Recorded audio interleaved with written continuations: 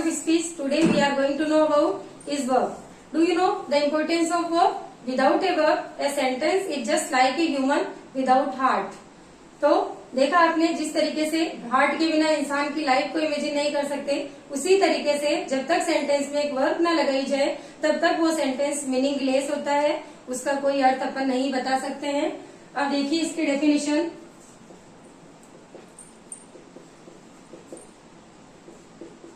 The word which shows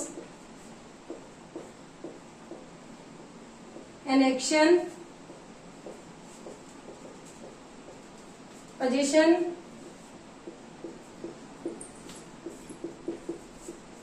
or state of being is called verb. वह word जो कि किसी एक्शन को, पोजीशन को या फिर किसी इंसान की स्टेट को, कंडीशन को बताता हो, वो वर्ब कहलाता है।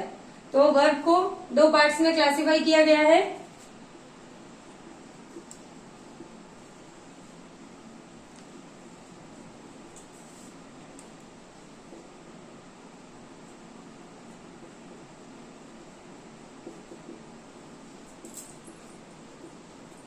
हेल्पिंग वर्ब, जिसे अपन ऑक्सिलरी वर्ब के नाम से भी जानते हैं। सेकेंड है मेन वर्ब। मेन वर्ब जिसे कई नामों से जाना जाता है, जैसे मेन वर्ब है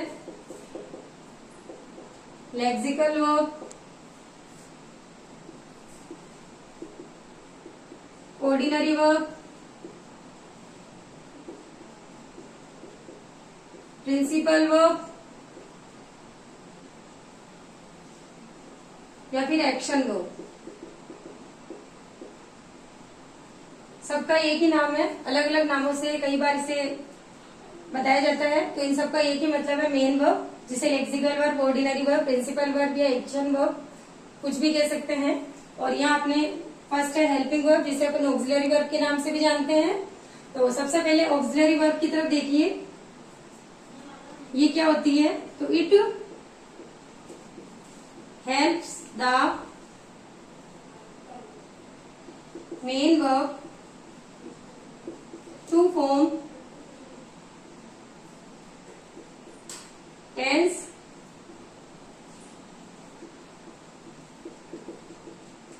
questions और नेगेटिव सेंटेंस। तो ये जैसे नाम से ही क्लियर है, हेल्पिंग वर्ब, तो ये मेन वर्ब की हेल्प करती है टेंस के निर्माण में और क्वेश्चंस बनाने में और नेगेटिव सेंटेंस फॉर्म करने में। और मेन वर्ब क्या होती है, तो main verb it has a meaning of its own.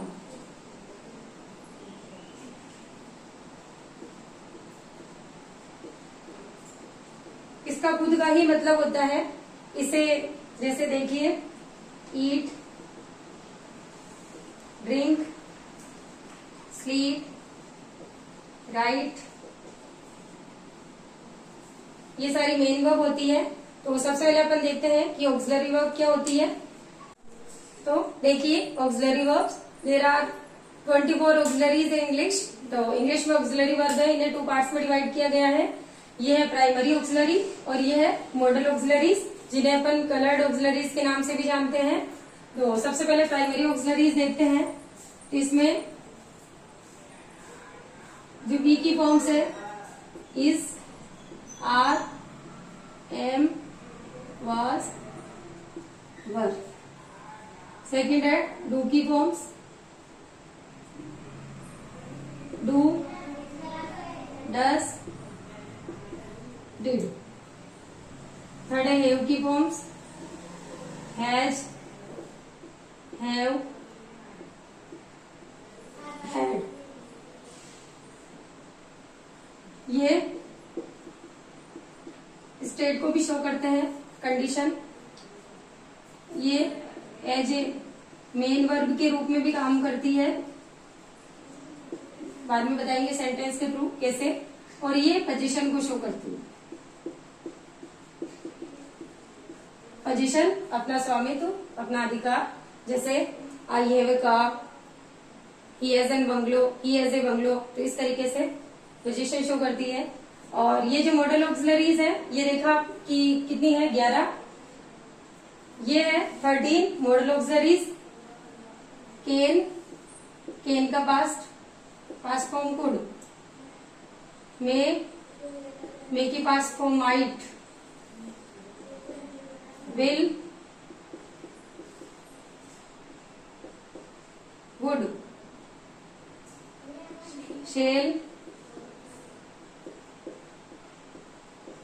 Should, must, need, dare, used to.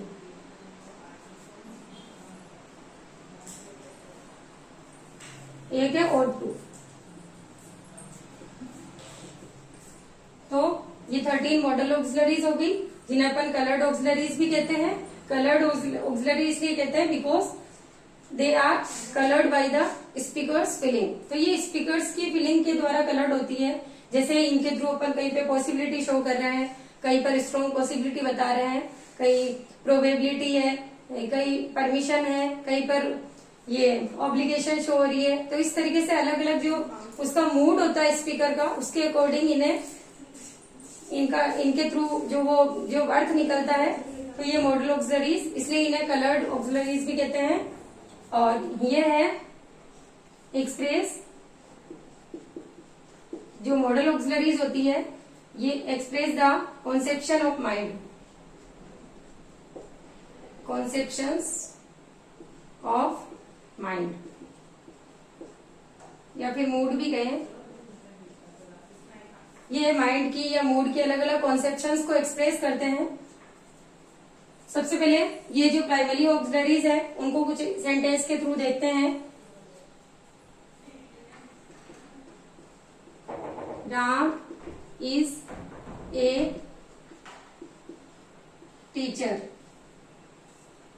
तो यहां पर ये जो इज है एज ए स्टेटिव फॉर्म का काम कर रही है। स्टेटिव वर्ब होती है जो स्टेट को बताती हो। तो जैसे Ram is a teacher, Ram एक टीचर है, और इसे अपन यहाँ पर लिंकिंग वर्ब भी कह सकते हैं।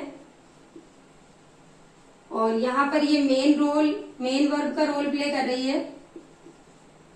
हेल्पिंग वर्ब तभी होगी जब सेंटेंस में मेन वर्ब होगी। अगर मेन वर्ब नहीं है तो फिर वो हेल्पिंग वर्ब है, वही मेन वर्ब होती है, वहां पर वो हेल्पिंग वर्ब नहीं रहती है। तो यहाँ पर ये इज लिंकिंग वर्ब या मेन वर्ब है। और ये क्योंकि ये सब्जेक्ट और subject complement, Ram is a teacher, तो अगर इज नहीं लगाए तो कुछ भी समझ में नहीं आ रहा, कुछ भी इसका अर्थ नहीं निकाल सकते अपन। तो राम एक टीचर है, तो ये ए टीचर इसका सब्जेक्ट कॉम्प्लीमेंट हुआ, और ये जो इज है वो मेन वर्ब है। इसी तरीके से देखिए,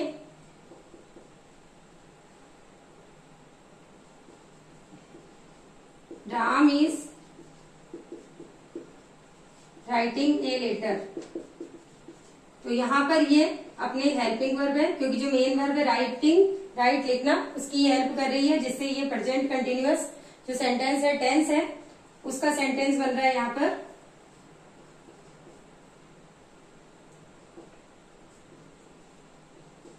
इज राम योर ब्रदर, क्या राम तुम्हारा भाई है? तो यहां पर ये क्वेश्चन बना रही है। Ram is not my brother, यहां पर ये नेगेटिव सेंटेंस बन रहा है एज ए हेल्पिंग वर्ब के रूप में। ये इज है यहाँ पर, Ram is not my brother. तो देखा जो मैंने डेफिनेशन बताई थी ऑक्सिलरी वर्ब की, कि it helps the main verb to form tense, questions और नेगेटिव सेंटेंसेस। तो यहाँ पर ये सब चीज अपने को पता चल रही है। यहाँ पर एज ए मेन वर्ब के रूप में कार्य कर रही है, और यहाँ पर ये हेल्पिंग वर्ब है, और ये प्रेजेंट कंटिन्यूअस टेंस का निर्माण कर रही है। यहाँ पर ये इंट्रोगेटिव सेंटेंस बना रही है, और इस सेंटेंस में नेगेटिव सेंटेंस बन रहा है। तो इसी तरीके से और वर्ब लेते हैं।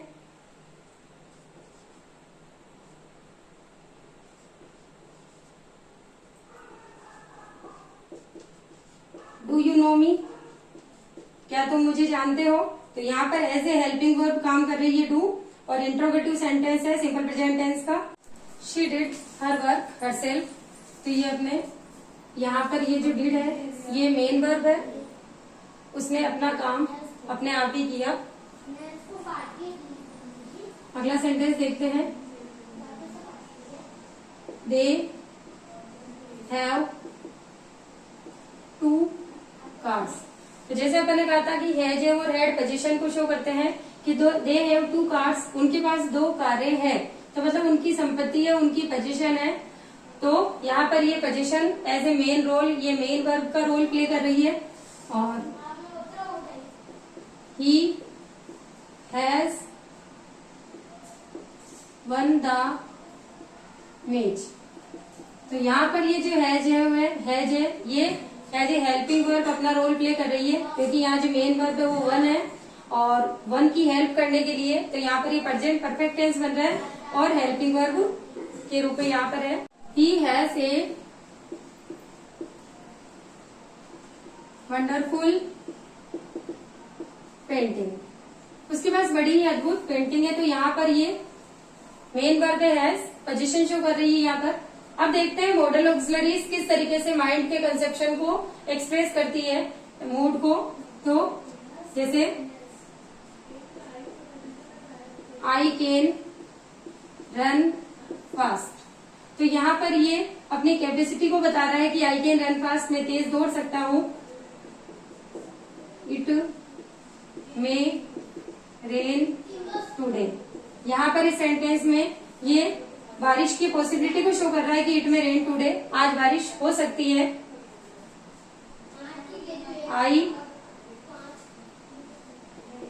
All the students must come in proper school uniform, तो यहाँ पर ये कंपल्शन को शो कर रहा है कि all the student must come in proper school uniform, सभी जो स्टूडेंट्स है प्रॉपर स्कूल यूनिफॉर्म में आने चाहिए, ये कंपल्सरी है। नेक्स्ट है फायर कैन बी डेंजरस, तो यहाँ पर ये सेंटेंस स्ट्रॉन्ग पॉसिबिलिटी शो कर रहा है कि फायर कैन बी डेंजरस, आग खतरनाक साबित हो सकती है। उसी तरह देखिए the last train has left, I might come now। इस सेंटेंस में ये जो might है वो रिमोट पॉसिबिलिटी को बता रहा है, रिमोट पॉसिबिलिटी, क्षीण संभावना, मतलब जिसकी ये पॉसिबल होने की संभावना बहुत कम होती है। जैसे the last train has left, जो आखिरी ट्रेन है वो भी जा चुकी है, तो आई माइट कम नाउ, अब मैं आ सकता हूँ, मतलब बहुत ही संभावना कम है, शायद ही आ सकता हूँ।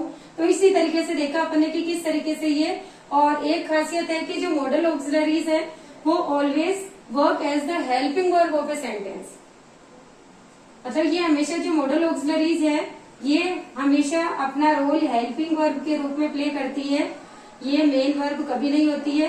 तो इसी तरीके से देखा अपन ने किस तरीके से कंसेप्शन ऑफ माइंड को शो कर रही है ये। अब देखते हैं स्टेटिव वर्ब क्या है।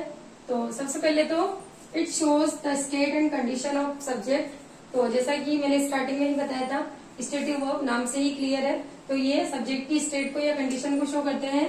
जैसे एक एग्जाम्पल देख लीजिए, ही इज इल, तो उसकी कंडीशन क्या है कि वह बीमार है, तो यहाँ पर ये जो इज है वो स्टेटिव वर्ब है। शी इज एन इंजीनियर, तो यहाँ पर ये क्या कंडीशन क्या स्टेट बता रहा है कि वह एक इंजीनियर है, तो यहाँ पर ये स्टेटिव वर्ब है।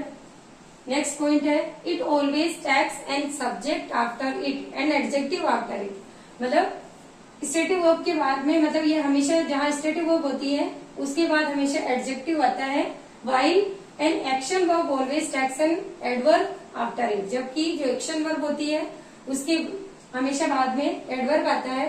देखिए एग्जांपल्स के थ्रू, सबसे पहले तो जो स्टेटिव वर्ब होती है वो देख लीजिए, जिसमें एक्शन नहीं हो रहा हो वो स्टेटिव वर्ब है। जैसे कुछ सेंस वर्ब होती है जो अपने सेंस ऑर्गन से रिलेटेड होती है, जैसे hear, see, taste, smell,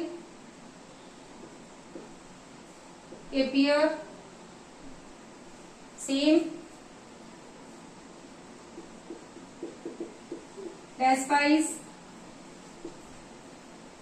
hate,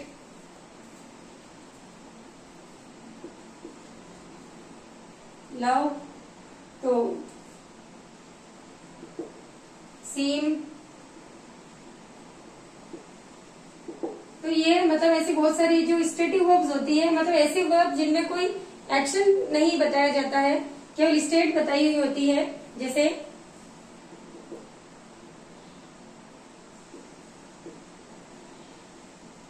I hear that she is living for Jaipur. और ये भी इसी के साथ में होगा कि it doesn't exist in present continuous tense, मतलब ये जो स्टेटिव वर्ब्स होती है वो प्रेजेंट कंटिन्यूअस टेंस इनका नहीं बनता है। जैसे आई हियर, मैंने सुना है, यानी कि मैं सुन रहा हूं, मतलब तो मैंने सुना है that she is living for Jaipur, कि वह जयपुर के लिए रवाना हो रही है। दूसरा एग्जाम्पल देखिए,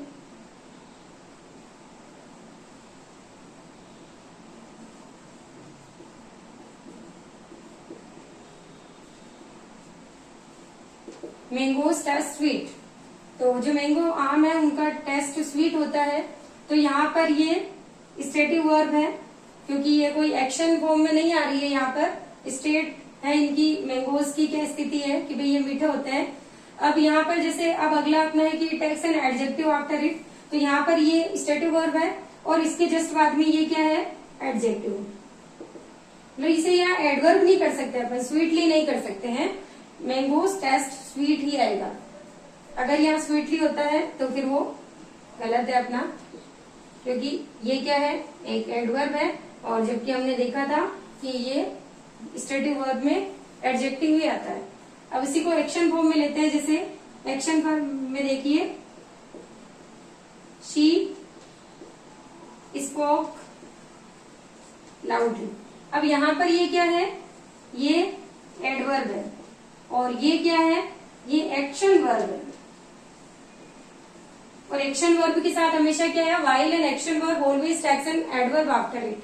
तो एक्शन वर्ब के बाद हमेशा एडवर्ब आता है, जबकि स्टेटिव जो वर्ब है इसके साथ हमेशा एडजेक्टिव आएगा। अगर यहाँ एडवर्ब है तो जो कॉमन एरर्स वाले क्वेश्चन आते हैं उनमें अगर इस तरह से क्वेश्चन आए तो फिर अपने को एडवर्ब ही टिक करना है, एडजेक्टिव। अगर एडवर्ब हो तो स्टेटिव वर्ब के बाद हमेशा गलत होता है, और जो एक्शन वर्ब होती है उसके साथ अपने को एडवर्ब भी लगाना है, वहां अगर एडजेक्टिव लगा हुआ है तो वो रॉन्ग है।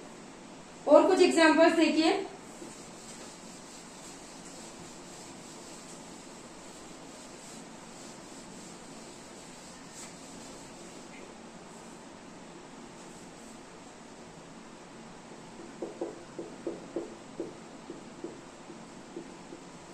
द रोज स्मेल्स स्वीट, या फिर देख लीजिए nice. The rose smells sweet या फिर नाइस, तो यहाँ पर ये जो स्मेल है वो क्या है, अपनी स्टेटिव वर्ब है क्योंकि इसमें कोई एक्शन नहीं हो रहा है, और इसके जस्ट बाद में ये स्वीट ले लो चाहे नाइस ले लो तो ये अपना एडजेक्टिव आएगा, यहाँ पर एडवर्ब नहीं आएगा। इसी के साथ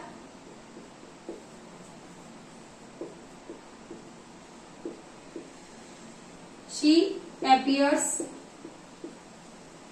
to be good, अच्छी प्रतीत होती है, she seems to be good या she appears to be good, तो यहाँ पर ये एक्शन नहीं है, यहाँ पर ये स्टेटिव वर्ब है।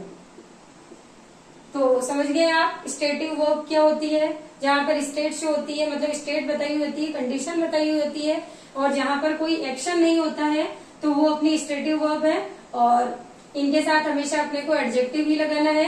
वाइल जो एक्शन वर्ब है उनके साथ एडवर्ब आएगा, और जो स्टेटिव वर्ब है वो कभी भी प्रेजेंट कंटिन्यूअस टेंस में नहीं आती है उनका प्रेजेंट कंटिन्यूअस टेंस मतलब आईएनजी फॉर्म नहीं बनता है।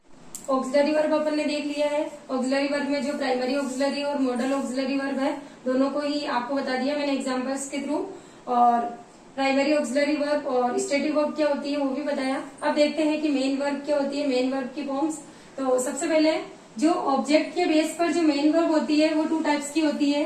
पहला होता है इंट्रांजिटिव वर्ब,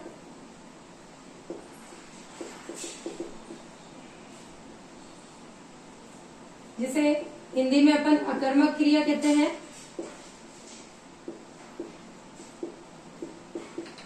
और सेकंड जो पार्ट है वो अपना है transitive verb,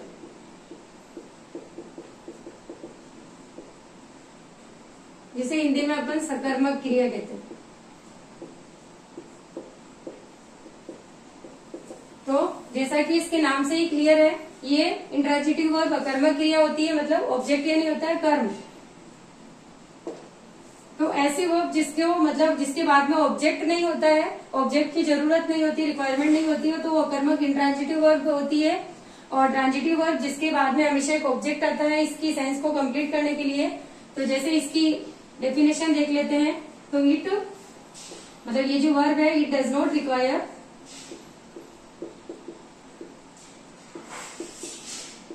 N object after it to complete its sense. It is complete in itself. तो इंट्रांजिटिव वर्ब क्या होती है? The verb that doesn't require an object after it to complete it sense because it is complete in itself. ये अपने आप में ही पूर्ण होती है। इसे अपने सेंस को कंप्लीट करने के लिए, अपने अर्थ को कंप्लीट करने के लिए ऑब्जेक्ट की रिक्वायरमेंट नहीं होती है। जैसे एग्जाम्पल देखते हैं, She laughs। तो यहाँ पर एडवर्ब नहीं है और एडवर्ब की जरूरत भी नहीं है। सेकंड जैसे the birds are flying in the sky. The birds are flying in the sky. तो यहाँ पर ये है, ये भी क्या है? इंट्रांजिटिव वर्ब है। और वैसे देखा जाए तो इंट्रांजिटिव वर्ब को समझने का और बढ़िया तरीका है कि मतलब ऐसे सेंटेंस जिनमें मतलब ऐसी वर्ब और जिनका अपन पैसिव फॉर्म में कन्वर्ट नहीं कर सकते, मतलब पैसिव वॉइस नहीं बना सकते, तो वो अपने इंट्रांजिटिव वर्ब होती है। तो यहाँ पर देखिए इसका डायरेक्ट ऑब्जेक्ट नहीं है और ये जो है वो प्रीपोजिशन का ऑब्जेक्ट है, वर्ब का ऑब्जेक्ट नहीं है। तो इसलिए अपन इसका पैसिव वॉइस में इसे नहीं, पैसिव वॉइस नहीं बना सकते हैं। और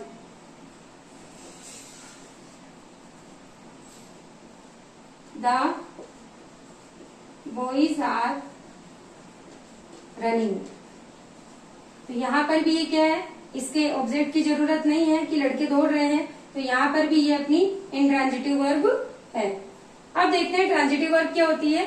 तो सबसे पहले वह वर्ब जिनके जस्ट बाद में इसकी डेफिनेशन देख लेते हैं। It requires an object after it to complete its sense. इसे अपनी सेंस को, अपने मीनिंग को कंप्लीट करने के लिए मतलब वर्ब के जस्ट बाद में एक ऑब्जेक्ट की रिक्वायरमेंट होती है। जैसे sentence she is writing a letter. तो यहाँ पर ये जो राइट है वो ट्रांजिटिव वर्ब है। She is writing a letter. और अब कैसे पहचान सकते हैं? तो जैसे यहाँ पर बताया था, इसके जस्ट बाद में, वर्ब के जस्ट बाद में इसका ऑब्जेक्ट है और इसका पैसिव वॉइस बना सकते हैं। A letter is being written by her. तो यहाँ पर ये ट्रांजिटिव वर्ब है। और देख लीजिए, I gave him a pen. तो यह यहाँ पर क्या, अभी यहाँ पर दो ऑब्जेक्ट है, I gave him a pen. तो अपना ये जो है जहाँ डबल ऑब्जेक्ट होते हैं वहां पर जो पर्सन को डिनोट करने वाला जो ऑब्जेक्ट होता है, जहां पर व्यक्ति के बारे में बताया गया, वो होता है इनडायरेक्ट ऑब्जेक्ट। और ये अपना जो पेन है वो डायरेक्ट ऑब्जेक्ट है।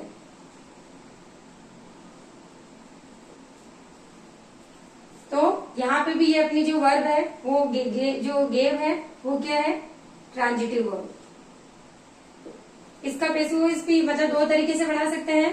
तो सबसे पहले तो अपने को अगर डायरेक्ट ऑब्जेक्ट मतलब इनडायरेक्ट ऑब्जेक्ट से शुरू करते हैं तो he was given a pen by me, और अगर इनडायरेक्ट ऑब्जेक्ट से शुरू करते हैं, डायरेक्ट ऑब्जेक्ट से शुरू करते हैं तो a pen was given to me. Indirect object से पहले अपने को टू लगाना पड़ता है।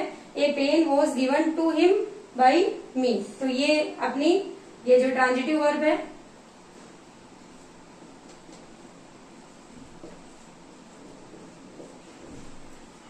माई मदर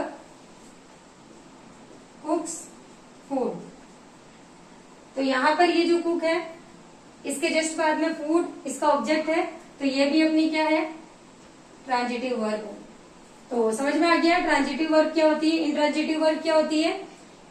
इसके आगे और देखते हैं मेन वर्ब। ऑब्जेक्ट के बेस पर जो अपने वर्ब की क्लासिफिकेशन थे, ट्रांजिटिव वर्ब और इंट्रांजिटिव वर्ब, वो समझे अपन ने। अब फॉर्म के बेस पर जो मतलब वर्ब की फॉर्म्स है उसके बेस पर जो वर्ब को क्लासिफाई किया गया है वो है, पहला फाइनाइट वर्ब है और दूसरा है नॉन फाइनाइट वर्ब। अब देखते हैं फाइनाइट वर्ब क्या होती है। तो it changes its form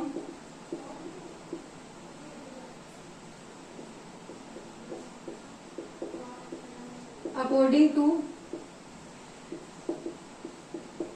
subject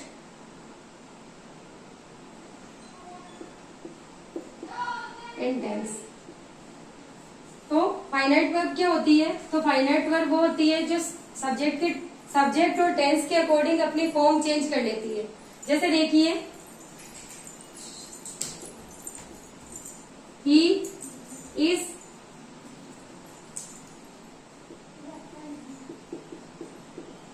writing a letter.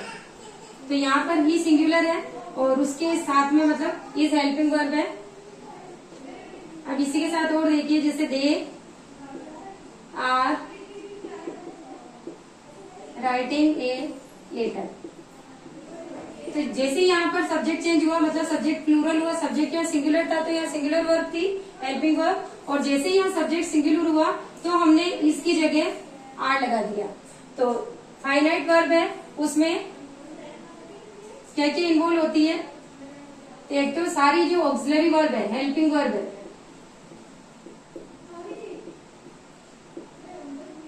Helping verb है वो मेन वर्ब का भी रोल प्ले करती है, मैंने आपको बताया था। लेकिन फिर भी जो भी ये हेल्पिंग वर्ब है वो सारी फाइनाइट वर्ब में आएगी। और इसी के साथ वर्ब की फर्स्ट फॉर्म और वर्ब की सेकंड फॉर्म, ये सारी फाइनाइट वर्ब होती है। ये सारी अपना फॉर्म चेंज कर लेती है सब्जेक्ट और टेंस के अकॉर्डिंग। ये देखा अपन ने।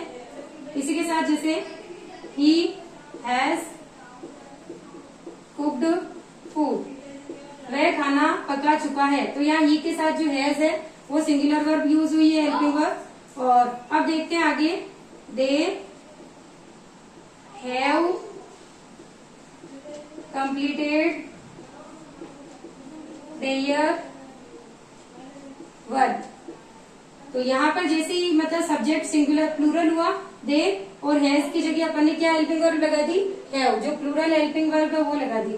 तो इस तरीके से ये सारी जो फॉर्म्स है वो अपनी सेंटेंस सब्जेक्ट और टेंस के अकॉर्डिंग अपनी फॉर्म चेंज कर लेती है। अब देखते हैं वर्ब की फर्स्ट फॉर्म और सेकंड फॉर्म का क्या रोल है। तो जैसे she writes a letter.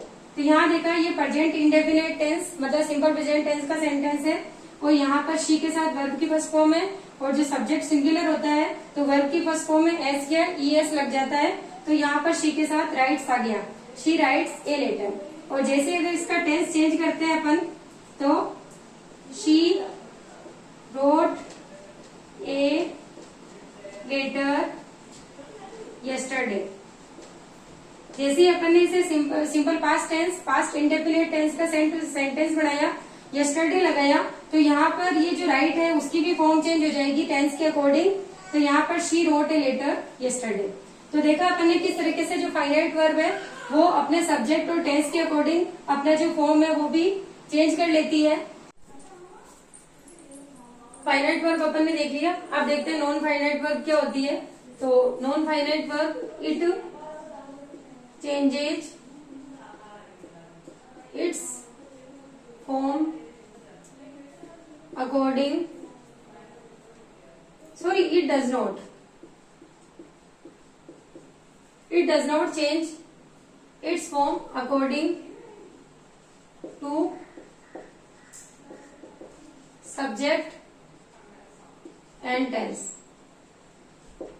Non finite जो वर्ब होती है वो सब्जेक्ट और टेंस के अकॉर्डिंग अपना फॉर्म नहीं बदलती है। नॉन फाइनाइट वर्ब में अपन 3 चीजों को इन्वॉल्व करते हैं।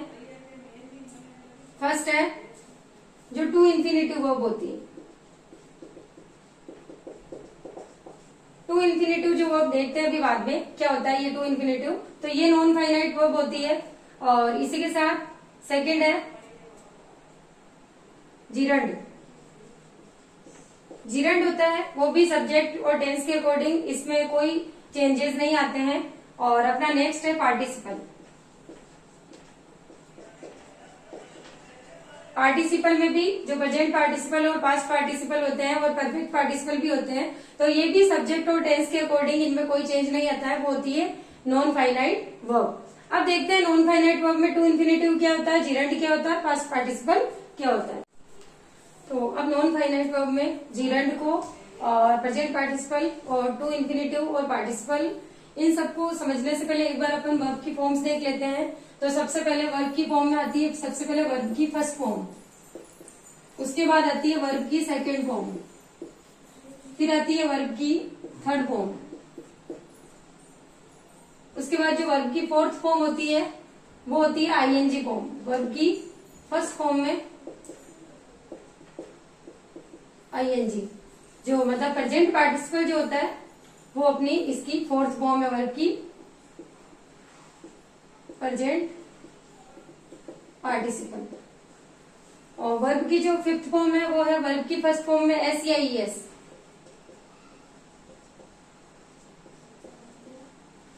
मतलब जो प्रेजेंट इंडेफिनिट टेंस होता है वहां पर जो सब्जेक्ट अगर सिंगुलर हो तो वर्ब की फर्स्ट फॉर्म में एस या ई एस लगता है और वो अपने वर्ब की फिफ्थ फॉर्म मानते हैं इसे। और वर्ब की जो फर्स्ट फॉर्म है देखें इसे, जैसे ये है राइट, तो इसकी सेकंड फॉर्म होगी रोट, थर्ड फॉर्म होती है इसकी रिटर्न, और इस थर्ड फॉर्म को अपन पास्ट पार्टिसिपल भी कहते हैं, पास्ट पार्टिसिपल भी कहते हैं इसे। और अब इसकी जो प्रेजेंट पार्टिसिपल वो होता है जिसे अपन फोर्थ फॉर्म भी कहते हैं वर्ब की, वो होता है राइटिंग। और वर्ब की जो फिफ्थ फॉर्म यहाँ पर अगर सब्जेक्ट सिंगुलर हो तो ये होता है राइट्स, एस लगा देंगे।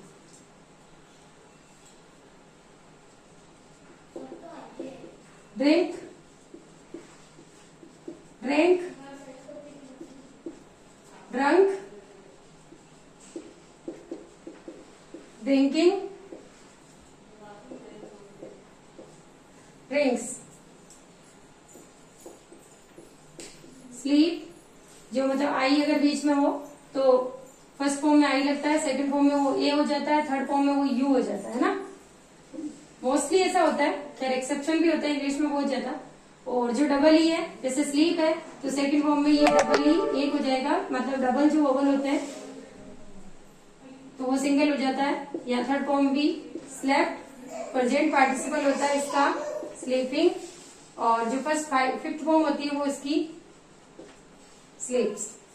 तो ये देखा अपने वर्ब की फर्स्ट फॉर्म, वर्ब की second form, third form, fourth form और फिफ्थ फॉर्म। अब देखते हैं कि नॉन फाइनाइट में टू इन्फिनेटिव क्या होता है, पार्टिसिपल क्या होता है और जिरंड क्या होता है। तो सबसे पहले टू इन्फिनेटिव, इसमें टू प्लस वर्ब की फर्स्ट फॉर्म होती है। जैसे सेंटेंस देखिए, आई दे स्टार्टेड टू रन। तो उन्होंने दौड़ना शुरू किया। तो यहाँ इसकी मेन वर्ब तो ये है, और जो कि फाइनाइट वर्ब है, मतलब पास्ट टेंस के अकॉर्डिंग इसका फॉर्म चेंज हो रहा है। लेकिन ये जो टू रन है, टू इन्फिनिटिव है, ये नॉन फाइनाइट वर्ब है, क्योंकि इसमें किसी भी टेंस का या किसी भी सब्जेक्ट के अकॉर्डिंग, चाहे सिंगुलर हो चाहे प्लूरल हो, लेकिन इस पे कोई प्रभाव नहीं पड़ने वाला है। और सेंटेंस देखते हैं। और इसका जो टू इन्फिनिटिव का जो मेन मतलब ये पर्पस शो करता है, ये जैसे ही worked hard to get good marks. उसने अच्छे मार्क्स पाने के लिए हार्डवर्क करना शुरू किया, हार्डवर्क किया। तो यहाँ पर उसका पर्पज क्या था हार्डवर्क का? To get good marks. तो ये नॉन फाइनाइट वर्ब है, इस पर किसी भी टेंस का या सब्जेक्ट का कोई फर्क नहीं पड़ रहा है। अब देखते हैं पास्ट पार्टिसिपल क्या होता है। पास्ट पार्टिसिपल जिसे अपन वर्ब की थर्ड फॉर्म, इसकी फॉर्म होती है थर्ड, वर्ब की थर्ड फॉर्म है जिसे अपन पास्ट पार्टिसिपल के नाम से जानते हैं। और ये सब्जेक्ट में एज ए वर्ब या फिर एडजेक्टिव का काम करती है। देखते हैं कैसे।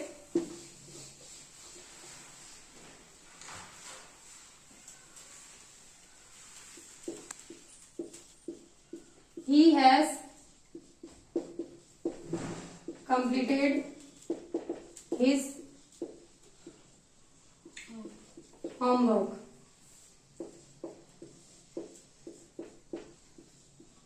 They have finished their lunch. तो यहाँ पर ये जो completed है ये पास्ट पार्टिसिपल है, और ये फिनिश्ड है ये पास्ट पार्टिसिपल है, वर्ब के रूप में यूज हो रही है, जो कि परफेक्ट टेंस में होती है, चाहे वो प्रेजेंट परफेक्ट टेंस हो या फिर पास्ट परफेक्ट टेंस हो या फिर फ्यूचर परफेक्ट टेंस हो। वहां पर वर्ब की थर्ड फॉर्म लगती है हैज और हैड के साथ में, और ये पास्ट पार्टिसिपल होता है। इस पे भी कोई फर्क नहीं पड़ता है, क्योंकि जो मेन सब्जेक्ट और टेंस के अकॉर्डिंग जो चेंज होनी है वो ये हेल्पिंग वर्ब हो जाती है। इस पर कोई फर्क नहीं पड़ता है, ये नॉन फाइनाइट वर्ब है। और एज ए एडजेक्टिव के रूप में ये कैसे इस्तेमाल होती है, जैसे आई सा ए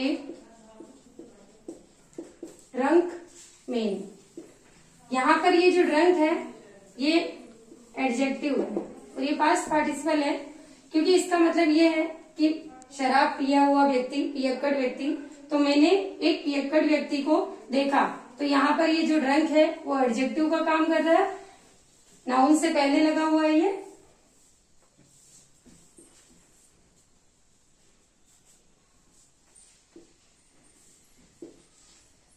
दे सा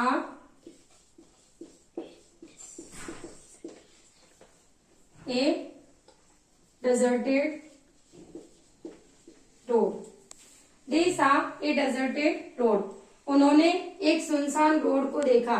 तो यहाँ पर ये जो डेजर्टेड है ये पास्ट पार्टिसिपल एक एडजेक्टिव के रूप में काम कर रहा है, क्योंकि जो रोड है नाउन से पहले ये लगा हुआ है, मतलब रोड को क्वालिफाई कर रहा है, ये डिस्क्राइब कर रहा है। तो यहाँ पर ये एडजेक्टिव है। तो देखा आपने किस तरीके से पास्ट पार्टिसिपल वर्ब का भी काम करता है और एडजेक्टिव का भी काम करता है, और ये नॉन फाइनाइट वर्ब है, इस पर किसी भी सब्जेक्ट या फिर टेंस का कोई फर्क नहीं पड़ता है। अब देखते हैं जिरंड क्या होता है।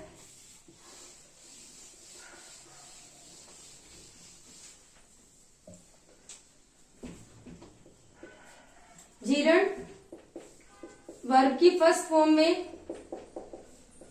आईएनजी लगने से बनता है, और ये एज ए नाउन जब इसका यूज होता है तो ये जिरंड कहलाता है। और वर्ब की फर्स्ट फॉर्म को ही प्रेजेंट पार्टिसिपल भी कहते हैं अपन।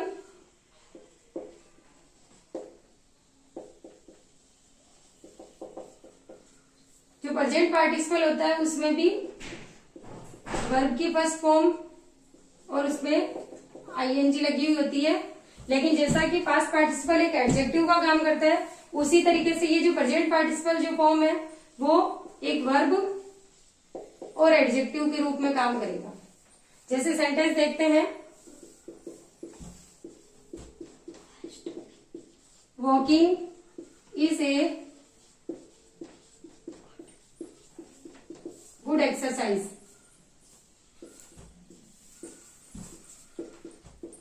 Smoking is injurious to health.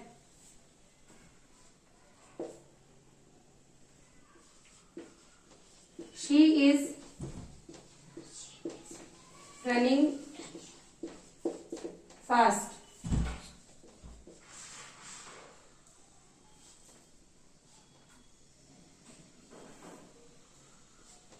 I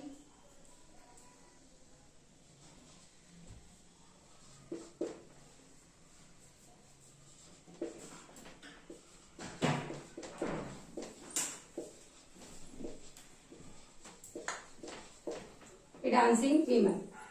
तो अब यहाँ पर सबसे पहले देखते हैं कि ये जो वॉकिंग है मतलब वर्ब की फर्स्ट फॉर्म में आईएनजी लगा हुआ है, लेकिन यहाँ ये सेंटेंस में एज ए नाउन के रूप में काम कर रहा है, ये नाउन है।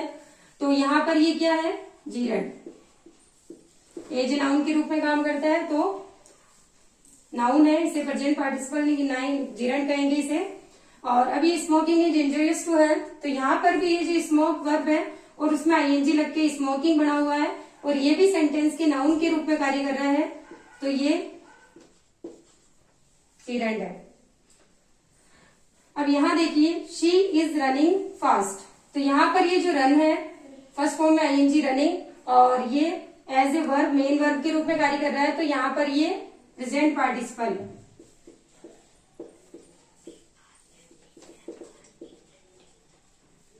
और यहाँ पर I met a dancing women, मैं एक डांस करने वाली महिला से मिला, तो यहाँ पर ये जो डांसिंग है वो एज एन एडजेक्टिव के रूप में वर्क कर रहा है, क्योंकि यहाँ पर जो ये वुमन है नाउन है और इसको डिस्क्राइब कर रहा है कि डांसिंग वीमन, तो यहाँ पर ये एडजेक्टिव और एडजेक्टिव का कार्य कौन करता है, प्रेजेंट पार्टिसिपल।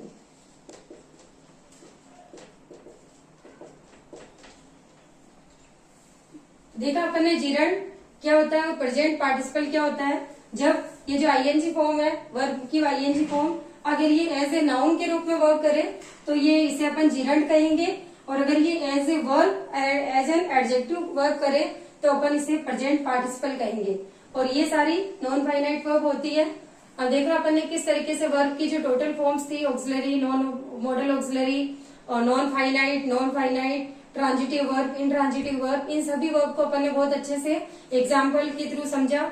और अगर आपने वीडियो पूरा देखा होगा तो आपको मतलब पूरे अच्छे तरीके से ये समझ में आ जाएगी। अगर आपको मेरा वीडियो अच्छा लगा हो तो इसे लाइक करना और सब्सक्राइब करना ना भूलें।